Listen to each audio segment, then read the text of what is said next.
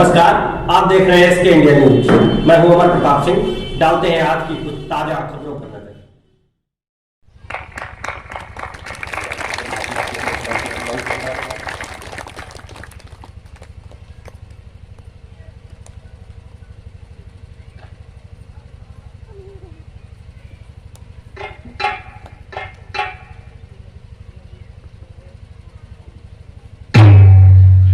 और ये प्रमुख श्रद्धेय आदरणीय हमारे श्री अटल बिहारी जी शुक्ला जी महाराज, हमारे बड़ा सौभाग्य है, भगवान की कथा में आगमन हुआ है।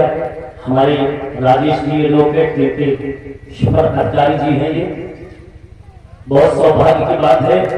समाज में आकर के इनके गौरव को बढ़ाया और भगवान के श्री चरणों में 501 मुद्रा अनंत पुष्पों की माला फल प्रसाद प्राप्ति आशीर्वाद की कामना है। परमात्मा सबको शांति प्रदान करता रहे। जी भैया।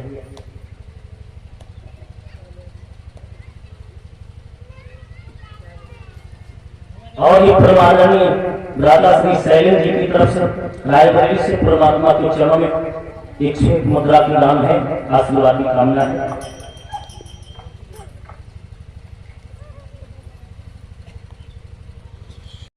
के पास में प्रणाम किया है। देवी ने बड़े प्रेम के साथ में भगवान ने वरदान दिया सुंदर। और बोले रावण, अरे भाई आओ, तुम्हारे 2 वचन रह वो भी ले लो। तो रावण बोला नहीं भोलेनाथ नहीं, अब ना तो हमका चाहिए बाघंबर और ना चाहिए तीसरा नेत्र। फिर क्या चाहिए? कहीं डमरू की धुन बढ़िया लगती है और त्रिशूल त्रिपुरारी मुझे दे दो। तो भगवान भोलेनाथ कहे भैया त्रिशूल यहाँ तो है नहीं। बोले कहा वो काशी में रखा है, आप मेरे साथ चले, उसी में डमरू बधी है, ले लो चल। रावण लंका से भगवान भोलेनाथ के साथ में चल देता है, काशी पहुंचे, वही उत्तर काशी। भगवान भोलेनाथ से कहता है कि ये बताओ कहां पर है त्रिशूल, कहां रखा है? तो भोलेनाथ ने कहा इसी जगह भूसा मारो पृथ्वी पे कस के। जो रावण ने मारा पृथ्वी पर भूसा कस के, तो आधा रावण पृथ्वी में समा गया।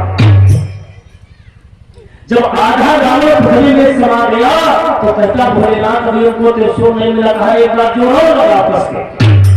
तो जब दोबारा रावण ने मारा है ताकत, तो पृथ्वी के अंदर पूरा रावण समा गया। भोलेनाथ ने पूछा कुछ मिला? बोले हाँ, अब त्रिशूल का जंतर नजर आ रहा है। अरे कहा तो पकड़ के खींच लो अपनी तरफ। जो रावण ने ताकत लगाई त्रिशूल में अपनी तरफ खींचने के लिए, तो जब त्रिशूल ऐसे खींचा तो काशी नहीं होने लगी। अब रावण देख रहा कि पूरी काशी मेरे पर आ रही। बोला बचाओ भोलेनाथ बचाओ, ऐ देवों के देव महादेव मुझे क्षमा कर, हमका त्रिशूल ना चाहिए और ना चाहिए डमरू, खाली हमारे प्राण बचा लो। भोलेनाथ कहने लगे भैया ले लो, बाद नहीं महाराज जाना चाहिए। तो देखिए उसी दिन से तुम्हारी काशी करवट है। आप अगर काशी का दृश्य समझाते समय देखेंगे तो काशी आपको करवट नजर आएगा। दीप जलेंगे जो तो सीधे चढ़ाव उतार का मालूम होगा, क्रम वाइज दीप जल रहे हैं, तभी से करवट हो गई काशी। तो संत लोग ये बातचीत कर रहे थे उसी वट वृक्ष के नीचे, कथा वहीं पर पहुंची है, भूलना नहीं। और उसी वृक्ष के ऊपर हंस और हंसी रहते थे। अब वो हंस और हंसी सुन रहे हैं कि संतों ने बताया कि जो काशी में जाकर के मर जाता है वो भगवान शिव के लोक जाता है, क्योंकि काशी भगवान भोलेनाथ के त्रिशूल पर बसी है। प्रातः काल होते ही संत तो चले गए काशी के लिए प्रस्थान कर रहे। 2-4 दिन जो है बीते। हंसनी बोली प्रिया हंसा। हंस बोला प्यारी क्या बात है? अरे कहा यहाँ कंकर पत्थर चूमते चूमते जीवन व्यतीत कर रहे हैं, और जब संत काशी को चले गए तो चलो हम तो अगर काशी में मर जाएंगे तो भगवान शिव के लोक चले जाएंगे। हंस बोला प्यारी बहुत अच्छी बात है, चल। सुबह होते ही बोल लिए, पत्नी दोनों हंस हंसी चले जा रहे उड़ते उड़ते। अच्छा, पंछियों का एक नियम होता है, दिन भर में कोई कम ना, सूर्य डूबने लगेंगे तो बहुत से पंछी ऐसे हैं कि सूर्य डूबने के बाद सफर नहीं करके उनको दिखता है। जैसे कि उल्लू अंधारा में और गीदड़ दिन में हो, काहे अंधारा दिनों जाके बुद्धि गई सबको। उल्लू रात में अंधा होता है, गीदड़ दिन में अंधा होता है, लेकिन ये कामी होता है। कामी वो जानवर नहीं होता, होता मनुष्य ही है। कामी अंधो रात में जाके बुद्धि गई सब, होगा न रात समझ में आओ न दिन समझ में आओ भैया। तो हंसनी बोली, प्रिया हंसा ऐसा करो, रात्रि होने वाली है, कहीं जल देख करके विश्राम कर लिया जाए। जल देख करके क्यों? कारण इस बात का है, पंछी वही ठहरेगा रात्रि में जहां पर उसको जल की आशा होगी। 1-8 किलोमीटर में अगर जल की आशा है तो पंछी रात व्यतीत करेगा, अन्यथा असंभव। आपने देखा होगा, अब तो बहुत कम है, 20 साल पहले नाते रिश्तेदारी में जाओ तो शाम के टाइम कहूँ ई पेड़ पर चिड़ैया मान इतना चौचो मचाओ, यह नहीं पता चलती कौन निकालते रहे। चिचिहाती थी ना, और वही के दाएं बाएं गांव के कहीं न कहीं ताल पोखर कुछ न कुछ पानी की व्यवस्था होती थी। ये विद्वानों का मत है, विद्वान इसी से पता लगाते थे कि जल की आशा कहाँ है। जहां पर पंछी चहक रहा होगा उस क्षेत्र में जल जरूर होगा, क्योंकि मनुष्य रुक सकता लेकिन पंछी जल के बिना नहीं रुकेगा भैया। तो देखना, एक छोटा सा तालाब है और उसमें थोड़ा सा जल है। तो हंस बोला, प्यारी हंसनी देख, मुझे सरोवर में थोड़ा सा जल है और रात्रि विश्राम करते, सुबह जलपान करते और प्रस्थान करते। बोले ठीक है। रात रुक गए, तो जब अर्धरात्रि व्यतीत हुई तो हंसी से हंस बोला, हंस से हंसनी कहती, नाथ ये बताओ अभी काशी कितनी दूर है? तो जब हंसनी की बात सुनी, हंस तो जो कछुआ पानी में रहता था वो अपनी खोपड़ी ऊपर की ओर निकाल लिया पानी के ऊपर कि हमारे स्थान पर आज कोई हंस आ गया है। भक्तगण क्या बात कर रहा है? कछुआ सुन रहा है, जल में खोपड़ी निकाली तो हंस कह रहा है, प्यारी थोड़ी दूर काशी और बची है, प्रातः काल जब उड़ान भरेंगे तो संध्या तक काशी पहुंच जाएंगे। हंसनी बोली, नाथ वहां का दृश्य कैसा होगा? भगवान भोलेनाथ के त्रिशूल पर काशी है, वहां पर यमराज की फांसी भी कट जाती है और उस काशी हम तो चल रहे हैं और वहां अगर हमारा आपका प्रारंभ होगा तो हम आप दोनों लोग भगवान शिव के लोक को प्राप्त कर लेंगे। ये बात सुन रहा था कछुआ, उसका ध्यान लगा है उस बात में। बात हंस हंसनी की समाप्त हुई, कछुआ सोच में पड़ गया। क्यों कि ये तो पंछी है, उड़ जी है। हाय राम, हम काशी पहुंची, कैसे पहुंचे? बहुत दिन, अगर बहुत ज्यादा तो चार छापीगा दिन भर। अब वो खोपड़ी निकाले चल के ऊपर सोच रहा, इतने में हंस की निगाह पड़ गई। हंस की निगाह पड़ गई, हंसनी से बोला, हंस प्यारी वो देख जल में मोती चमक रहे हैं। क्यों? 4 पैर के जानवर की आंखें चमकती हैं रात में, चमकती भैया कि नहीं? तो उसने मन में विचार किया कि मोती चमक रहे हैं और चलो एक एक मोती छोड़ लेते। दोनों लोग बोले, तो मेरे भैया एक ने कछुआ की दाहिनी आंख में मारी चोट और एक ने बाईं आंख में। कछुआ की आंखें गई दिख, वो अंधा हो गया, बड़ी जोर चिल्लाया। जब चीखा बड़ी जोर तो हंस बोला, प्यारी आए थे हाय भगत ने और दिया हुआ तेरे पास। कहे क्या बात है नाथ? अरे कहा अपराध हो गया, किसी जीव की आंखें फूट गई। कहा आए चर्चा जीव आप कौन है? तो पूर्व महाराज बोले, मैं कच्छप, तुम दोनों ने बहुत बड़ा अपराध किया है, मेरी आंखें फोड़ दिया, अब बताओ मेरे जीवन का सहारा कौन होगा? हंस बोला अपराध तो मुझसे हुआ है, ऐ पूर्ण देवता, अगर आप कहें तो मैं अपनी हंसनी तुम्हारे पास छोड़ दें, ये तुम्हारी सेवा करेगी। कछुआ बोला नहीं, पहले ये बताओ तुम दोनों लोग कहां से आए हो, कहां जा रहे हो, क्योंकि वो तो सुन चुका था। तो हंस बोला कि हम दोनों लोग काशी जा रहे हैं। क्यों? कछुआ बोला क्यों? तो हंस कहने लगा मैंने सुना है संतों के मुंह से, जो काशी में जाकर के मर जाता है वो शिव के लोक जाता है। कछुआ बोला तुम दोनों को यही दंड है, हमको भी काशी ले चलो, ले बोले हमको काशी ले चलो। अब हंस सोच में पड़ गया कि हम तो यही आसमान में और ये खा ले भी है, हमारा इनका साथ कहाँ हो पाई, कहो रेंगट रेंगट नीचे भी रह जाए। लेकिन कभी कभी घर की पत्नी जो होती है देवी, बहुत मजे की और बहुत पति की बात बताती है, आप माने या ना माने। तो हंसनी बोली चिंता मत करो प्यारे, अपने हंस से बोली हे नाथ चिंता मत करो मैं उपाय बताती हूँ। कहा बताओ। तो हंसनी बोली कि उड़ी के पिया जंगल ढिंग जाओ,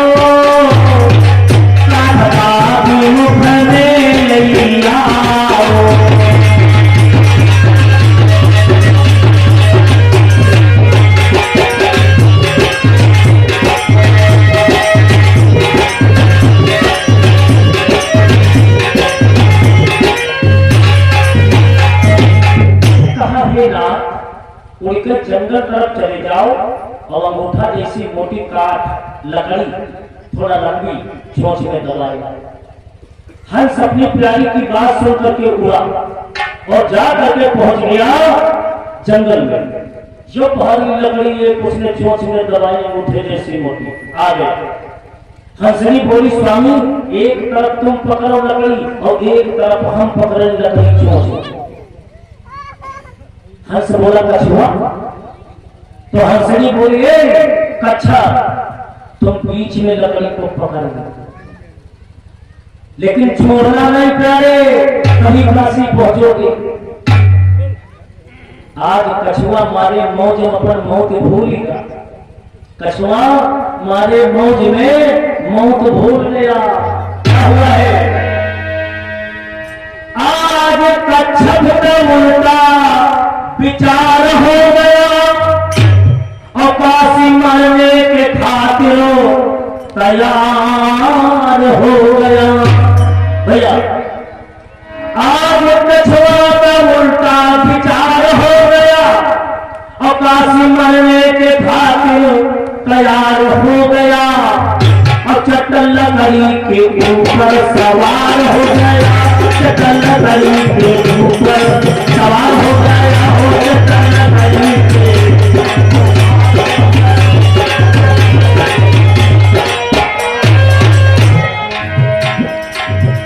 आज कछुआ का उल्टा विचार हो गया, काशी मरने के खातिर तैयार हो गया, चट्टल लकड़ी के ऊपर सवार हो गया, हो चट्टल लकड़ी के ऊपर सवार हो गया, हो चट्टल लकड़ी के ऊपर सवार हो गया, हो चट्टल। आज कच्छप का उल्टा विचार हो गया और काशी मरने के खातिर तैयार हो गया, चट्टल लकड़ी के ऊपर लटके हैं गुजराती ताला। नहीं चलो हंस और हंसनी दोनों लेकर के उड़े चले जा रहे, उड़ते उड़ते उड़ते उड़ते उड़ते उड़ते सारा दिन उड़े। कछुआ पकड़े लकड़ी की पिटा, लेकिन जब शाम का पहुंचे काशी के पास में तो देखा गंगा जी की आरती हो रही है। अरे घंटा शंख घड़ियाल मंदिरों में भेदियां बज रही। तो हंसी हंसा तो नीचे फोकड़ी किए हैं लकड़ी पकड़, उनका तो गंगा जी की आरती देखा और शंख घड़ियाल की आवाज पड़ के कछुआ के कान। वो सोच रहा सासो सुना रहा देखा नहीं रहा, विचार करता है कि सुना रहा है और दिखा नहीं रहा। ये सब कहाँ बाज रहा है?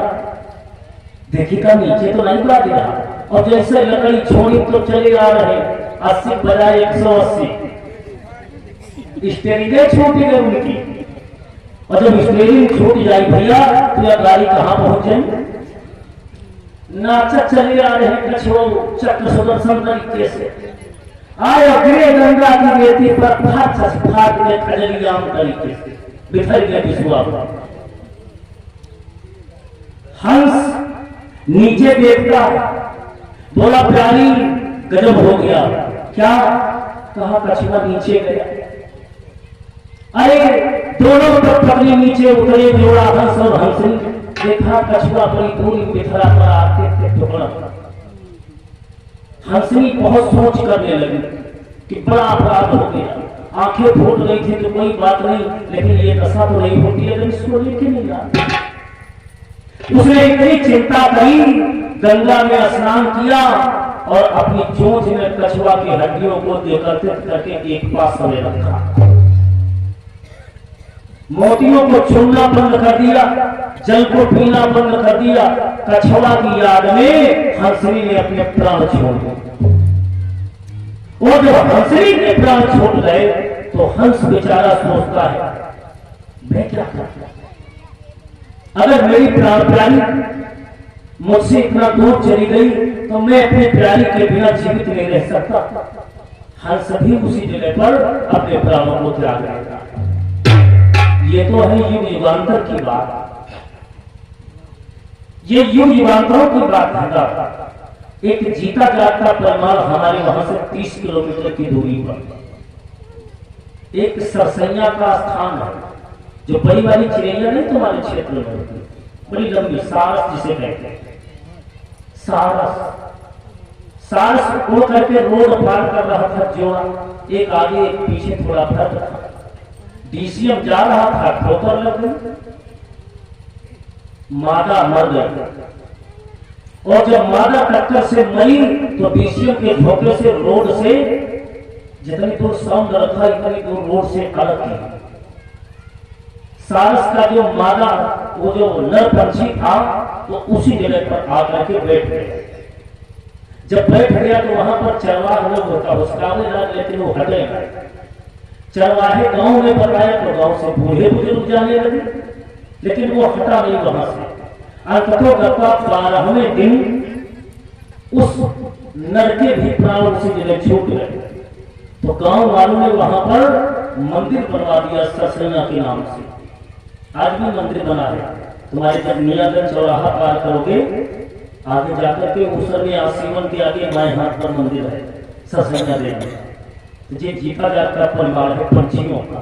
तो जो भाव और जो प्रेम पंछियों में होता है, शायद उनके बराबर हम लोग नहीं कर पा रहे हैं भैया, उतना भी हम आप नहीं कर पा रहे।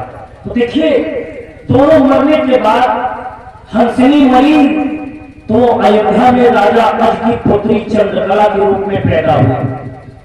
हंस मरा तो वो उद्दालक मुनि हुआ। दोनों का विवाह होता है, चंद्रकला और उद्दालक मुनि का। विवाह होने के बाद में बहुत दिनों तक कोई संतान नहीं हुई।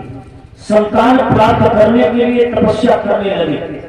तपस्या में आकाशवाणी हुई, ऐ उद्दालक मुनि, आपको अपनी आंखों से अपनी औलाद को देखना नहीं लिखा है। जब तक तुम्हारी आंखों की स्वाभी रहेगी तब तक तुम्हारे पुत्र नहीं होगा।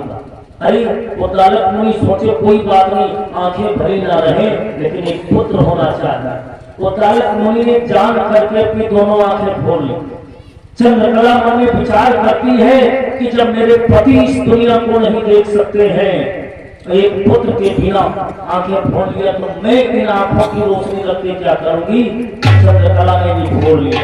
ये भी क्रम है, ये भी क्रम है। एक एक आंख कछुए की खोली थी, ब्याज में दोनों भोगी गई, एक ब्याज में गई। तो जो बातक काया से होई बिन भोगे बची हो ना भैया, जो बातक काया से होई और बिन भोगे बची हो ना।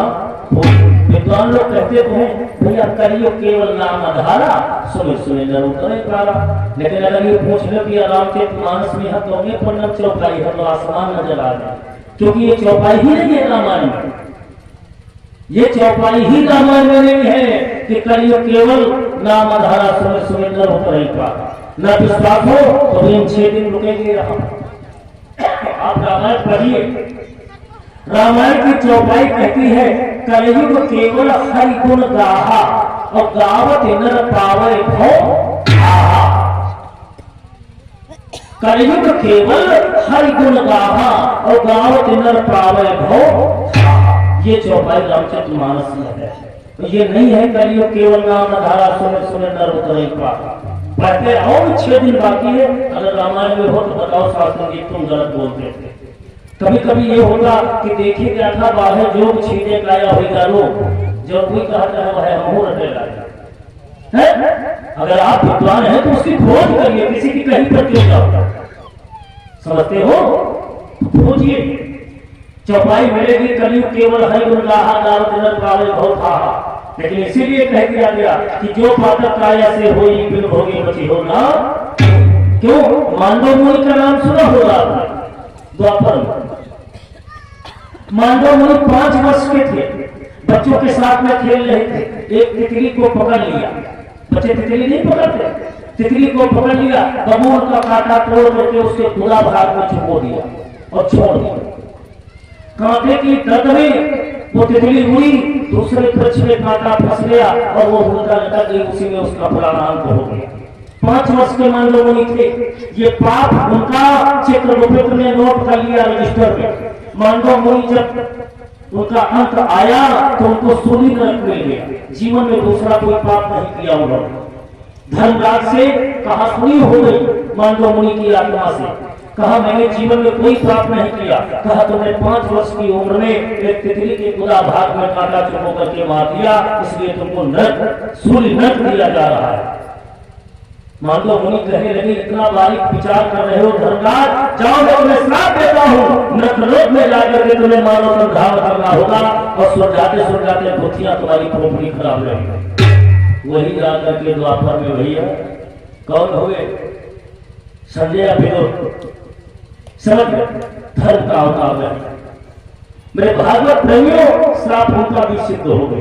तो इसलिए और ये देखिए जो भगवान की कथा चल रही है, यही श्रीमद् भागवत कथा आप लोग एसके इंडिया न्यूज चैनल पर भी देख सकेंगे। जब भी आप लोगों की इच्छा हो तो एसके इंडिया न्यूज चैनल पर भी देख सकेंगे, जिसे आप यूट्यूब पर भी सर्च करते रहेंगे तो इस कथा का आनंद आप अपने यूट्यूब पर भी ले सकेंगे। ये महान दया हमारे पत्रकार महोदय जी की है, जो आप लोगों के बीच में, आपके घरों में और देश के कोने कोने तक, ये हमारे राजेश यादव जी के वहां की भगवान की कथा देश के कोने कोने में पहुंचाने की अगर ताकत है तो हमारे महोदय जी की है, पत्रकार महोदय की। ये अगर चाहेंगे तो दुनिया के कोने कोने में भगवान की राम कथा आप ही पहुंचा देंगे। महान दया है इनका, बहुत बड़ा योगदान है। परमात्मा हमेशा सुख और शांति प्रदान करता रहे। बोलिए सच्चिदानंद भगवान की। तो जो ब्राह्मण मंदोदरी के पीछे, अगर अभी तक आपने हमारे चैनल को सब्सक्राइब नहीं किया है तो फटाफट कर दीजिए, ताकि हमारी नई अपडेट्स आप तक समय पर पहुंचती रहे।